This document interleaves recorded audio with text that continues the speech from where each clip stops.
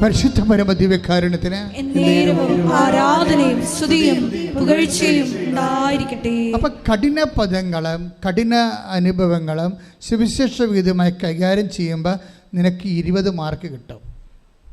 നിങ്ങളെപ്പോഴും ചെയ്യണം എങ്ങനെയെന്നറിയാവോ? ഈ ചില ബുദ്ധിയും ബോധവും ഇല്ലാത്ത പിള്ളേരെ പോലെയാണ്. പരീക്ഷ പേപ്പർ കാണുമ്പോൾ തന്നെ മൊത്തം അങ്ങോട്ട് ഇരുന്ന് എഴുതാൻ തുടങ്ങും. പരീക്ഷ പേപ്പർ കാണുമ്പോൾ തന്നെ അപ്പം തന്നെ എടുത്ത് നമ്മുടെ എന്താണ് ട്രെയിൻ പോയി ഇടട്ടിട്ട് ട്രെയിൻ പോണ പോലെ വന്ദേ ഭാരത് പോണ പോലെ ഒറ്റ പോക്കാണ് പരീക്ഷ എടുത്ത്. അതെന്താ സംഭവം? എഴുതി വന്നിട്ട് അവസാനം 2.5 മണിക്കൂർ പരീക്ഷയ്ക്ക് 1:45 കഴിഞ്ഞപ്പോഴും 60 ചോദ്യങ്ങൾ എഴുതിയിട്ടുണ്ട്.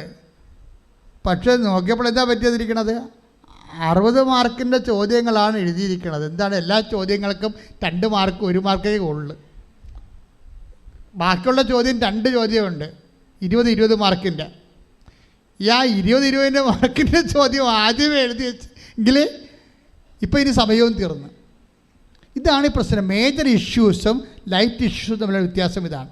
എൻ്റെ മക്കളെ ജീവിതത്തിൽ 20 മാർക്കിൻ്റെ 2 ചോദ്യങ്ങൾ നിങ്ങൾ എഴുതിയിരിക്കണം, ഉത്തരം എഴുതിയിരിക്കണം. എന്ന് വെച്ചാൽ കഠിന പദങ്ങളാണ്, ക്രാക്ക് ചെയ്തിരിക്കണം. എല്ലാം നിങ്ങൾ സിമ്പിളാകണമെന്ന് പറഞ്ഞു കഴിഞ്ഞാൽ ദൈവം എല്ലാം സിമ്പിളാക്കി തരും. നമ്മുടെ സമയം തീരുമ്പോൾ നമുക്ക് നിത്യതയുടെ മാർക്ക് നമ്മൾ എഴുതിയിട്ടുണ്ടാകത്തില്ല.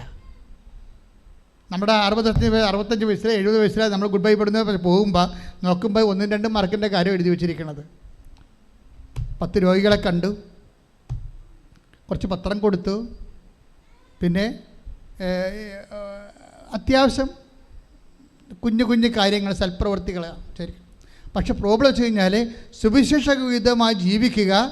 ജീവിതത്തിലൊരു ചില ആൾക്കാർ, ഞാനൊരു അമ്മയെ ഒരു ദിവസം പരിചയപ്പെട്ടു. ഇടയ്ക്ക് ഞാൻ പറയാറുണ്ട്, ആർക്ക് 72 വയസ്സ് ഇപ്പോഴുണ്ട്. എന്നെ കണ്ടപ്പോഴും നിലവിളിച്ച് എനിക്കൊരു മകനുണ്ടായിരുന്നെങ്കിൽ ഇപ്പോൾ അച്ഛനെ പോലെ ഇരുന്നേനെ വന്ന്. എന്ത് ഞാൻ പറഞ്ഞ് തീർന്ന്, അവിടെ സമയം തീർന്ന്, അവിടെ സമയം തീരുകയാണ്, അവിടെ പരീക്ഷ തീരുകയാണ്. അവർക്ക് ഒറ്റയടിക്ക് ഒരു 50 മാർക്കിൻ്റെ ചോദ്യം ഉത്തരം എഴുതാനുള്ള സമയം കൊടുത്തു. ഈ പാർട്ടി ഇപ്പോഴും ഉത്തരം എഴുതിയിട്ടില്ല. എന്താ പറയണത്? 72, അവർക്ക് മക്കളില്ല, 72ാമത്തെ വയസ്സ് എന്നെ കാണുമ്പോൾ പറയുകയാണ് എനിക്കൊരു മകനുണ്ടായെങ്കിൽ ഈ പച്ചരപ്പോലെ ഇരുന്നേനെ വന്ന്. ദാറ്റ് മീൻസ് ദൈവം എനിക്കത് തന്നില്ലെന്നാ പ്രശ്നം. എൻ്റെ ദൈവമേ, ദൈവം എന്ത് തന്നു? ആ തന്നത് കൊണ്ട് സംതൃപ്തിപ്പെട്ടാൽ അനുഗ്രഹമല്ല, ദാറ്റ് ഇസ് ഗ്രേസ്, അതാണ് കൃപ. കൈയിടിച്ച് കിടത്താൻ ചൊല്ലി. ഇവിടെ വിഷയം എന്താ വെച്ച് കഴിഞ്ഞാൽ മക്കൾ ഇല്ലാത്തത്, മദ്യപാനിയായ ഭർത്താവ്, സ്നേഹിക്കാത്ത ഭാര്യ, അല്ലെങ്കിൽ എന്ത് വിഷയം, അമ്മയാകാം മരുമകളാകാം, നമുക്ക് സ്നേഹം കിട്ടണില്ല. അതുകൊണ്ട് അതിന് സബ്സ്റ്റിറ്റ്യൂട്ട് ചെയ്യാൻ വേണ്ടി ചില മരുമക്കൾ നമ്മളെ സ്നേഹിക്കണില്ല എന്ന് നമ്മൾ പ്രീസപ്പോസ് ചെയ്തിരിക്കുകയാണ്. അതിനെ നമ്മൾ സബ്സ്റ്റിറ്റ്യൂട്ട് ചെയ്യണ്ടേ? അതിന് വരെ എന്ത് ചെയ്യും? കെട്ടിച്ചുവിട്ട മകളുടെ കല്യാണം മുടക്കിക്കൊണ്ട് അവളെ വീട്ടിൽ വിളിച്ചു ചേർത്തു. പണിയേ അമ്മ എങ്ങാനും കർത്താവ് ഇന്നാണ് വരണമെങ്കിൽ, നേരെ വരികയാണെങ്കിൽ പല അമ്മായിയമ്മമാരും കുടുങ്ങും, സത്യമായിട്ടും കുടുങ്ങും. കർത്താവ് ചോദ്യങ്ങളൊന്നും ചോദിക്കത്തില്ല, കാലെ പിടിച്ച് നിലത്തിലടിക്കുമെന്ന് മാത്രമേ ഉള്ളൂ കാണുമ്പോൾ തന്നെ. എന്താ കാര്യത്തിൽ നിങ്ങളെന്താ ചെയ്തിരിക്കുന്നത്? നിങ്ങളുടെ മകളെ പിടിച്ച് വീട്ടിൽ നിർത്തിയിരിക്കുകയാണ്.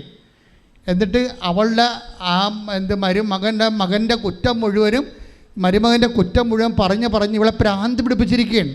എത്ര പിശാചുക്കളാണെന്നറിയാവാ? ഇത്രയും കുടുംബങ്ങൾ കലങ്ങിയതിൻ്റെ പിന്നിലെല്ലാം പെണ്ണിൻ്റെ അമ്മമാരുടെ റോള് ഭയങ്കരമാണ്. ഒരു സംശയമില്ല. ഞാൻ 21 ലക്ഷം ആൾക്കാരെ കൗൺസിൽ ചെയ്തിട്ടാണെന്ന് പറയണത്. ഇത്രയും കൗൺസിൽ ചെയ്തിട്ടുള്ള ആൾക്കാരുണ്ടോ എന്ന് എനിക്ക് സംശയമാണ്. 21 ലക്ഷം. എത്ര കാര്യം? അച്ഛനായപ്പോൾ തുടങ്ങിയ ജോലിയല്ലേ ഇത്? ഇപ്പം തുടങ്ങിയത് പുതിയതായിട്ട് ധ്യാനകേന്ദ്രം തുടങ്ങിയാലല്ലോ ഇത്. എത്ര വർഷമായി? 87 തുടങ്ങിയതാണ്. അതായത് നിങ്ങൾക്കൊരു കാര്യം മനസ്സിലാക്കണം, കർത്താവിൻ്റെ കൂദാശയ്ക്കെതിരെ ആര് സംസാരിച്ചാലും അവൾ അമ്മയുമല്ല അപ്പനുമല്ല. നിങ്ങൾ ആളെ തിരിച്ചറിയണം. സാത്താനാണ് നിന്നോട് സംസാരിക്കുന്നത്. കൂദാശയുടെ ബലം നിങ്ങൾക്ക് അറിയത്തില്ല. ഇപ്പോൾ ഇന്നലെ എലിസബത്ത് ആൻ്റണി എന്താ ഇവിടെ സംസാരിച്ചത്? എൻ്റെ ഭർത്താവ് അവിശ്വാസിയാണ്. അവർ പറഞ്ഞില്ലേ, എൻ്റെ ഭർത്താവ് അവിശ്വാസിയാണ്, ദൈവത്തിൽ വിശ്വാസമില്ല. പക്ഷേ അദ്ദേഹത്തിന് കോവിഡ് വന്നപ്പോൾ എൻ്റെ ബ്രദറ് ഉടമ്പടി എടുത്ത ആളാണ്. എൻ്റെ ബ്രദർ എൻ്റെ അടുത്ത് ഉടമ്പടി തലയിൽ തന്നിട്ട് നെറ്റിക്ക് പൂശിയിട്ട് ഓൺലൈനിൽ വീഡിയോ കോളിൽ എനിക്ക് വേണ്ടി പ്രാർത്ഥിച്ചു. അപ്പോൾ എനിക്ക് ശ്വാസം കിട്ടണത് 48% മാത്രമേ എൻ്റെ ലങ്സ് വർക്ക് ചെയ്തുള്ളൂ. അപ്പോൾ ഞാൻ മരണത്തോട് അടുക്കിയിരുന്നു. അപ്പോൾ ഞാൻ ഉടമ്പടി തലം തേച്ച് എൻ്റെ ബ്രദർ എനിക്ക് വേണ്ടി പ്രാർത്ഥിച്ചു കഴിഞ്ഞപ്പോൾ ഞാൻ സുഖപ്പെട്ടു, എനിക്ക് സൈഡ് എഫക്ട്സ് ഒന്നുമില്ല. പക്ഷേ എൻ്റെ ഭർത്താവ് സുഖപ്പെട്ടു, പക്ഷേ നടക്കാൻ പറ്റണില്ല, പെട്ടെന്ന് വീഴും, തല ചുറ്റും. അദ്ദേഹത്തിൻ്റെ കോൺഫിഡൻസ് പോയി, അദ്ദേഹം പൊളിറ്റിക്കലിൽ നിന്ന് തിരിച്ചു പോന്നു. അപ്പോൾ ഇത്രയും വലിയ ദുരന്തം സഹിക്കാൻ എനിക്ക് താങ്ങാൻ പറ്റില്ല. ഞാൻ കർത്താവിൻ്റെ കണ്ണീരിട്ടു, കർത്താവെ എൻ്റെ ജീവിത പങ്കാളി തിരിച്ച് ജീവിതത്തിലേക്ക് വരണം. അപ്പോൾ അതിന് ഞാനെന്ത് ചെയ്തു? ഞാൻ ചെയ്തത്, കർത്താവെ നീ പറഞ്ഞിട്ടുണ്ട്, ആ സാക്ഷ്യം നിങ്ങൾ കേൾക്കണം, അത് ഭയങ്കര റിച്ചാണ് ആ സാക്ഷ്യം. നീ പറഞ്ഞിട്ടുണ്ട്, എന്താണ്? ഭർത്താവും ഭാര്യയും ഒരു ശരീരമാണ്. എന്താ അവരെ കോട്ട് ചെയ്യുക, വചനം കോട്ട് ചെയ്യും. എന്താ പറഞ്ഞാൽ കോട്ട് ചെയ്തിരിക്കണത്? മത്തായി ശ്രീകാട് സുവിശേഷം 19:5 എന്താ പറയണത്? ഭർത്താവും ഭാര്യയും ഒരു ശരീരമാണ്, ദൈവം യോജിപ്പിച്ചതാണ്, ഒരു ശരീരമാണ്, അവർ രണ്ടല്ല. അപ്പോൾ ഭർത്താവും ഭാര്യയും ഒരു ശരീരമാണെന്ന് അത് പറഞ്ഞുകൊണ്ട് അവരെന്തിനാ പറഞ്ഞതെന്നറിയാവോ? എൻ്റെ ഭർത്താവിന് വിശ്വാസമില്ല, എനിക്ക് വിശ്വാസമുണ്ട്, അതുകൊണ്ട് ഉടമ്പടി തൈലം ഞാൻ എൻ്റെ കാലെ പെരട്ടും വിശ്വാസ പ്രമാണം ചെയ്തിട്ടുണ്ട്. എന്നിട്ട് എൻ്റെ കാലെ ഞാൻ ഉടമ്പടി തൈലം വിശ്വാസപൂർവ്വം പ്രാർത്ഥിച്ച് പെരട്ടിക്കഴിഞ്ഞപ്പോൾ എൻ്റെ ഭർത്താവിൻ്റെ കാലുകൾക്ക് കർത്താവ് ശക്തി കൊടുത്തു, അതിൽ എഴുന്നേക്ക് നടന്നു. ശ്രുതികട്ടെ ഹല്ലേലൂയ. വേറെ ഒരു കാര്യം കൂടി പറഞ്ഞായിരുന്നു, അതാണ് കൂദാശ എന്ന് പറയണത്. ഇന്ന് കൂദാശ എന്ന് പലപ്പോഴും നിങ്ങളുടെ വയറ്റിപ്പിഴപ്പിന് കൂദാശയിൽ നിന്ന് നിങ്ങൾ ആഗ്രഹിക്കുന്ന ജീവിതം കിട്ടുന്നില്ലെങ്കിൽ ദൈവത്തെ മറന്ന് സ്വന്തം സുഖത്തിന് വേണ്ടി ദൈവത്തെ ഉപേക്ഷിച്ച് നിത്യതയെ വെറുത്ത് ചുമ്മാ മൃഗങ്ങളായിട്ട് ജീവിക്കുന്ന ഒത്തിരിയേറെ ജീവിത പങ്കാളികൾ നമ്മുടെ ലോകത്തുണ്ട്. നിങ്ങൾക്കറിയാം, കുറച്ച് കാലം കഴിയുമ്പോൾ നിങ്ങൾ ദുഃഖിക്കേണ്ടി വരും. കാര്യമെന്താ? നിത്യത കൈവിട്ടു പോകും. നിത്യതയോട് അടുപ്പിച്ചത് എന്താണ്? കൂദാശ. ആ ചേച്ചി പറഞ്ഞത് എന്താണ് നിങ്ങൾക്കറിയാമല്ലോ. ഈ എലിസബത്ത് ആന്റണി എന്ന് പറഞ്ഞാൽ ആരാണ്? നമ്മുടെ മിനിസ്റ്റർ എ.കെ. ആന്റണിയുടെ മുൻ മിനിസ്റ്റർ മന്ത്രി ബഹുമാനപ്പെട്ട എ.കെ. ആന്റണിയുടെ വൈഫാണ്. അവർ പറഞ്ഞ സാക്ഷികൾ കേൾക്കണം. എന്താ അവർ പറയണത്?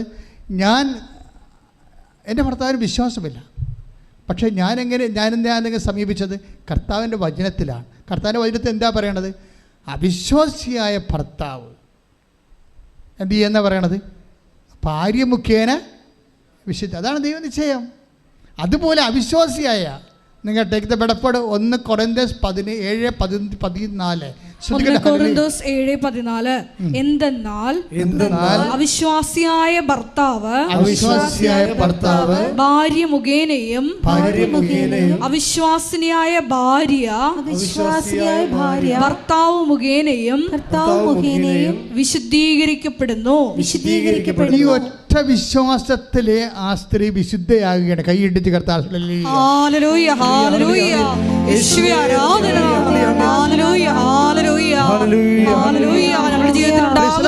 അതിൻ്റെ താഴെ കമൻറ്റുകൾ വായിക്കണം. കർത്താവേ, ഇങ്ങനെ ഒരു സാക്ഷ്യം നീ എനിക്കും തന്നെങ്കിലേ ഞാൻ നിനക്ക് വേണ്ടി സാക്ഷിയാകണമെന്ന്. നാളെ അവർ അറിയപ്പെടാൻ പോകുന്നത് ഭൂമിയിൽ നമ്മുടെ ഈ രാജ്യരക്ഷാ മന്ത്രിയുടെ ഭാര്യയായിട്ടല്ല. ആ അറിവെല്ലാം സിമിത്തിരിച്ച് തീരുകയാണ്. മനുഷ്യൻ അത് മാത്രമേ കണ്ടുള്ളൂ. അതുകൊണ്ടാണ് രാഷ്ട്രീയ ബന്ധത്തെ ചകഞ്ഞുകൊണ്ട് രാഷ്ട്രീയ ചർച്ചാവേദിയാക്കി ആ വിഷയം മാറ്റിയത്. ഞാൻ ഇതിനകത്ത് ആ കക്ഷി ചേരാത്തതിൻ്റെ കാരണം എനിക്കറിയാം, അത് പ്രൊഫൗണ്ട് ആയിട്ടുള്ള ഏറ്റവും വലിയ എൻറിച്ചിങ് ആയിട്ടുള്ള ഒരു സ്പിരിച്വൽ സാക്ഷ്യമാണ്. കാര്യം അതുപോലെ പറയണം, അവർ ജീവിച്ചിട്ടാണ് പറയണത്. എന്താണ്? എൻ്റെ ഭർത്താവിന് വേണ്ടി ഞാൻ പ്രാർത്ഥിക്കുകയാണ്. കാര്യം എന്താണ്? അദ്ദേഹം അവിശ്വാസിയാണ്, ഞാൻ ആരാണ്? വിശ്വാസിയാണ്. നിങ്ങൾക്കൊരു കാര്യം മനസ്സിലാക്കണം, അവിശ്വാസിയായ വ്യക്തി അവൻ്റെ അമ്മ മുഖേന അല്ല വിശുദ്ധീകരിക്കപ്പെടുന്നത്. അവിശ്വാസിയായ വ്യക്തി അവൻ്റെ അപ്പൻ മുഖേന അല്ല വിശുദ്ധീകരിക്കപ്പെടുന്നത്.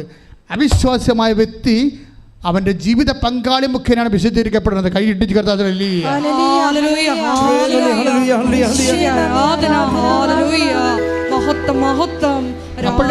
എപ്പോഴും ശ്രദ്ധിക്കേണ്ട വിഷയം, നിങ്ങൾ അവിശ്വാസിയാണോ അല്ലെങ്കിൽ ദൈവത്തിൻ്റെ അവിശ്വാസ്യം മീൻസ് എന്താണ്? വിശ്വാസത്താൽ, അതായത് not by merit but by grace എന്ന് വെച്ചാൽ എഫെസ്യസ് 2:8 എന്താ പറയണത്? അതായത് വിശ്വാസം വഴി കൃപയാലാണ് നമ്മൾ രക്ഷിക്കപ്പെട്ടത്. അവിശ്വാസം എന്ന് പറഞ്ഞാൽ എന്ത് പറ്റും?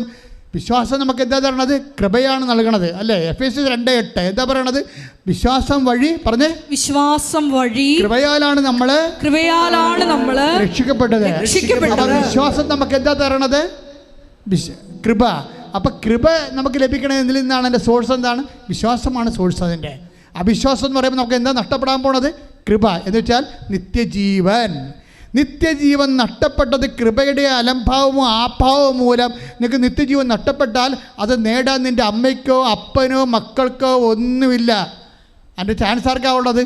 നിൻ്റെ ജീവിത പങ്കാളിയാണ്. ജീവിത പങ്കാളി വേർപെട്ടുകൊണ്ട് അപ്പൻ്റെ കൂടെ അമ്മയുടെ കൂടെ നടക്കുന്ന കാണ്ടാമൃഗങ്ങളെ, ഞാൻ പറഞ്ഞ വചനങ്ങൾ കേൾക്കണം. എന്നിലൂടെ കർത്താവ് നിന്നോട് അന്ത്യമായിട്ട് നിനക്ക് ശാസനം നൽകുകയാണ്. അന്ത്യശാസനം. എന്താ കാര്യം? നിന്നെ വിശുദ്ധീകരിക്കാൻ, നിൻ്റെ ആത്മാവ് വീണ്ടെടുക്കാൻ, നിന്നെ നിത്യത്തിലേക്ക് കർത്താവിനോട് ചേർക്കാൻ നിൻ്റെ അപ്പനോ അമ്മക്കോ മക്കൾക്കോ പറ്റത്തില്ല. നിന്നെ കുദാശ ചെയ്തേൽപ്പിച്ച ദൈവത്തിന് മാത്രം പറ്റത്തുള്ളൂ. ആ ദൈവത്തിന് വചനം കേട്ടുകൊണ്ട് താമസിക്കുന്നവരെ അനുതപിച്ചുകൊണ്ട് തിരിച്ചു വരാൻ കർത്താവ് ആവശ്യപ്പെടുന്നു. ശ്രുതിക്കട്ടെ. ഹല്ലേലൂയ, ഹല്ലേലൂയ, ഹല്ലേലൂയ, ഹല്ലേലൂയ. യേശുവേ ആരാധന. ഹല്ലേലൂയ. എല്ലാവരും എഴുന്നേൽക്കുക.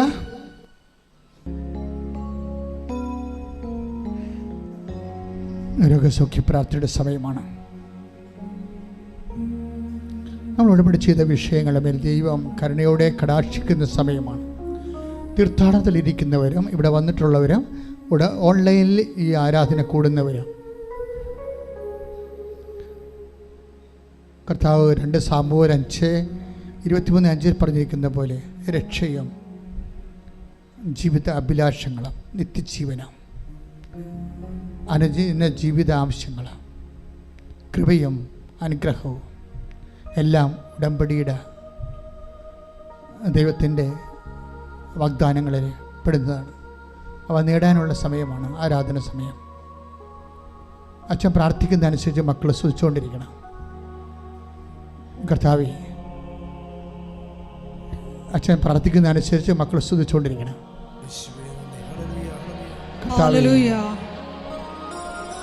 കർത്താവേ, നിന്റെ വിശുദ്ധ പൗരോഹിത്യത്തെ മഹത്വപ്പെടുത്തണം. കർത്താവേ, നിന്റെ സഭയിലുള്ള സാന്നിധ്യം പ്രകടമാക്കണം.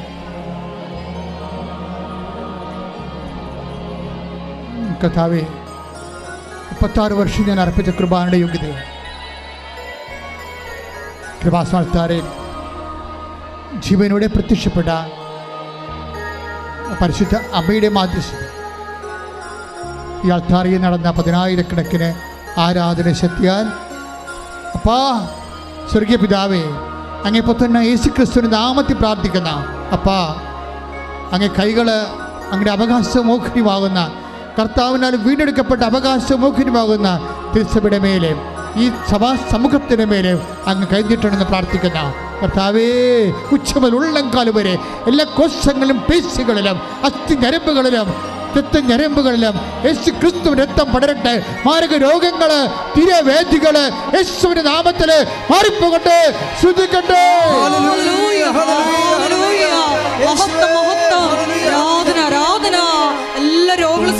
മകളെ, ദൈവസ്നേഹത്തിന്റെ സമയമാണിത്. ഹൃദയത്തിൽ സ്നേഹം നിറയാൻ, മനസ്സിൽ വിശ്വാസം നിറയാൻ കണ്ണീരോടെ പ്രാർത്ഥിക്കുക. എന്തെങ്കിലും തെറ്റുകുറ്റങ്ങൾ വന്നു പോയിട്ടുണ്ടെങ്കിൽ കർത്താവിന് മാപ്പ് ചോദിച്ചുകൊണ്ട് ഉടമ്പടിക്ക് ചേർന്ന സൂക്ഷ്മത, ജീവിത സൂക്ഷ്മത പുലർത്താൻ വേണ്ടി കർത്താവിനോട് പ്രതിജ്ഞ ചെയ്യുക. ഇപ്പോൾ അനുഗ്രഹത്തിൻ്റെയും കൃപയുടെയും സമയമാണ്. കർത്താവെ, ഇപ്പോഴ് ആന്തരിക അവയവങ്ങൾ സുഖപ്പെടുത്താൻ വേണ്ടി പ്രാർത്ഥിക്കുന്ന സമയമാണ്. കരള്, ലിവറ്, അതുപോലെ തന്നെ ആന്തരിക അവയവങ്ങൾ, കുടലുകൾ, അൾസർ, അരിസസ്, PCOD, അതുപോലെ രക്തം മാർന്നു പോകുന്ന അസുഖങ്ങൾ, അതുപോലെ തന്നെ മക്കൾ ഇല്ലാത്തവർ, അടിവയറ്റിൽ ക്യാൻസർ ഉള്ളവർ, സിസ്റ്റുകളുള്ളവർ, ശിരസിൽ ഹാമറേജ് ഉള്ളവർ, അതുപോലെ തന്നെ ശിരസിൽ ബ്ലോക്ക് ഉള്ളവർ, ഇങ്ങനെ ഓരോ മനുഷ്യർക്ക് വേണ്ടി തളർന്ന് കിടക്കുന്നവർ, അവരെല്ലാം നിങ്ങൾ ഓർക്കുക. അവർക്കെല്ലാം വേണ്ടി പ്രാർത്ഥിക്കുന്ന സമയമാണ്. കർത്താവേ, കരുണ തോന്നണമേ. അങ്ങയുടെ മുൾക്കിഴത്തെ ഓർത്തുകൊണ്ട് അങ്ങയുടെ മക്കളോട് കരുണ തോന്നണമേ. അങ്ങയുടെ തിരുവിലാവിലെ മുറിവിനെ ഓർത്തുകൊണ്ട് അങ്ങയുടെ മക്കളോട് കരുണ തോന്നണമേ. അങ്ങയുടെ പഞ്ചക്ഷതങ്ങളെ ഓർത്തുകൊണ്ട് മക്കളോട് കരുണ തോന്നണമേ. നിന്റെ കുരിശ് യാത്ര ഓർത്തുകൊണ്ട് മക്കളോട് കരുണ തോന്നണമേ. നിന്റെ കുരിശ് തറഞ്ഞു കിടന്ന മരിഞ്ഞു തീർന്ന കാര്യങ്ങൾ ഓർത്തൊരു മക്കൾ കരുണ തോന്നണമേ. നിന്റെ കുരിശ് മരണത്തിൽ നീ അനുഭവിച്ച വേദന ഓർത്തൊരു കരുണ തോന്നണമേ. യേശുക്രിസ്തുവിൻ്റെ കരുണയുടെ കൃപകൾ നിങ്ങൾ മേലെ ആവശ്യിക്കട്ടെ. മാരക രോഗങ്ങൾ യേശുക്രിസ്തു നാമത്തിൽ കർത്താവിൻ്റെ രക്തം നിങ്ങൾക്ക് തളിക്കപ്പെടട്ടെ. പാപത്തെ മോചിപ്പിക്കുന്ന കർത്താവിൻ്റെ രക്തം നിങ്ങൾ തളിക്കപ്പെടട്ടെ. മാരക രോഗങ്ങൾ, തീരാവ്യാധിക സൃഷ്ടികൾ യേശുക്രിസ്തു നാമത്തിൽ, ക്യാൻസർ മാറുക യേശുവിൻ്റെ നാമത്തിൽ മാറിപ്പോകട്ടെ. പരിശുദ്ധ പരമദിവ്യകാരുണ്യത്തിന് നേരവും ആരാധനയും സ്തുതിയും പുകഴ്ചയും ഉണ്ടായിരിക്കട്ടെ. ഉടമ്പടിയുടെ മറ്റ് ജീവിത സാഹചര്യങ്ങളെ, മക്കളില്ലാത്തവരെ, വിവാഹം ഒത്തുവരാത്തവരെ, ജപ്തി നടപടി നേരിടുന്നവരെ, സാമ്പത്തിക ബാധ്യതയുള്ളവരെ, ഓഫർ ലെറ്റർ വന്നൊരു വിസ വരാത്തവരെ, അതേസമയം തന്നെ അന്യരാജ്യങ്ങളിൽ ജയിലിൽ കുടുങ്ങിപ്പോയവരെ, അവിടെ സ്ഥലം കിട്ടാത്തവർ, വീട് കിട്ടാത്തവർ, ജോലി കിട്ടാത്തവർ, ജോലി നഷ്ടപ്പെട്ടവർ, തിരിച്ചു പോരേണ്ടി വന്നിരിക്കുന്നവർ, നാട്ടിൽ തന്നെ ജോലി മുടങ്ങിപ്പോയവർ, ജോലി ഇല്ലാത്തവർ, സാമ്പത്തിക ബാധ്യതകൾ വിഷമിക്കുന്നവർ, തൊഴിൽ സ്വന്തമായിട്ട് ചെയ്തുകൊണ്ടിരിക്കുന്ന തൊഴിലുകൾ നഷ്ടപ്പെടാൻ പോകുന്നവർ, അതിന് വേണ്ടത്ര വരുമാനമില്ലാത്തവർ, ജീവിക്കാൻ മാർഗമില്ലാതെ വേദനിക്കുന്നവർ, ഈ നിമിഷം കർത്താവ് കണ്ണീരോടെ പ്രാർത്ഥിക്കുന്ന ശ്രുതികട ഹല്ലേലൂയ. കർത്താവിൻ്റെ ഉന്നതമായ നാമത്തിലെ, സഭയുടെ അധികാരത്തിലെ, കുരിശിൻ്റെ അടയാളത്തിൽ, ദൈവത്തിൻ്റെ ശക്തിയാൽ എല്ലാ ജീവിത ദുരിതങ്ങൾ, തടസ്സങ്ങൾ കർത്താവ് 36 വർഷം ഞാൻ അർപ്പിച്ച കൃപാന്റെ യോഗ്യതയാൽ, ആൾത്താരിൽ നടന്ന പ്രത്യക്ഷീകരണത്തെ ശക്തിയാൽ, ആൾത്താരിൽ നടന്ന 16 ആരാധന ശക്തിയാൽ എല്ലാ ജീവിത ദുരിതങ്ങളും തടസ്സങ്ങളും യേശു ക്രിസ്തുവിന്റെ നാമത്തിൽ മാറിപ്പോകട്ടെ. ശ്രുതികട്ടെ.